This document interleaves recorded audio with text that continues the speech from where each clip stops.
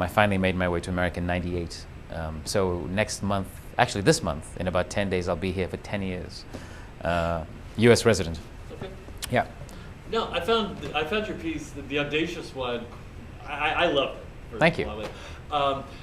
What was your inspiration for creating that piece, that work? The inspiration comes directly from the speech, The Audacity of Hope, the infamous speech that, you know, elevated Obama to the national stage, 2004, the convention. I just remember hearing that speech and knowing how it affected me, feeling how it affected me, and then watching everyone else around me and how it affected them.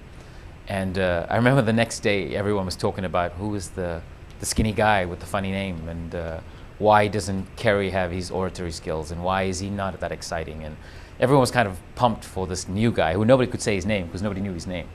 And so I just thought, wow, we got to keep an eye on that guy. And lo and behold, here he is. So last year I was working on the campaign with some friends, but doing very, very small things, and I was frustrated. And when Gerard invited me to come down and make a short ballet, I decided, well, why not use my time and my, you know, my talents for this cause.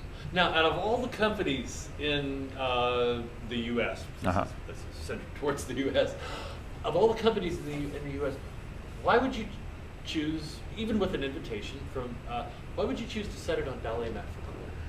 You know, I would love it to be a storybook story, in that it's Ohio, and that we know what, you know, what, of course, historically, and what this Ohio holds for this election. That's not the case, although I say now in hindsight, it's quite ironic that it's played out this way. I think somebody wrote recently that as we watch this now, the first ballots are being cast in Ohio, you know, for pre-election.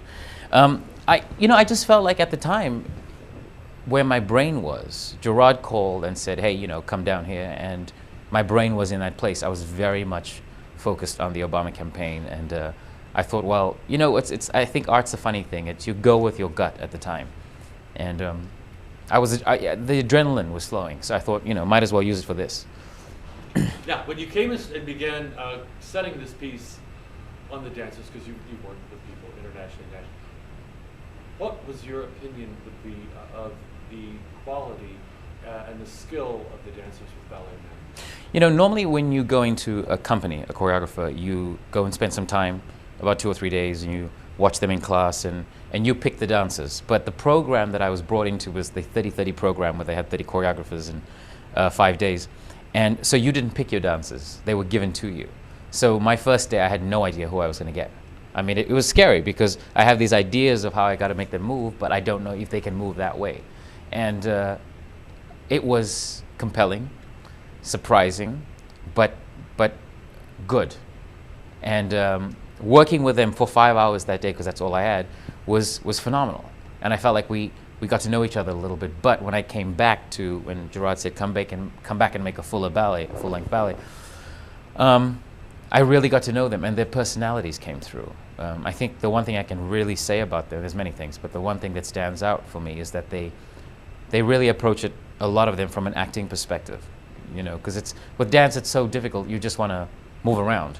But I think with something of this enormity, you got to have a different angle as well. And I felt that they gave me that. Yeah.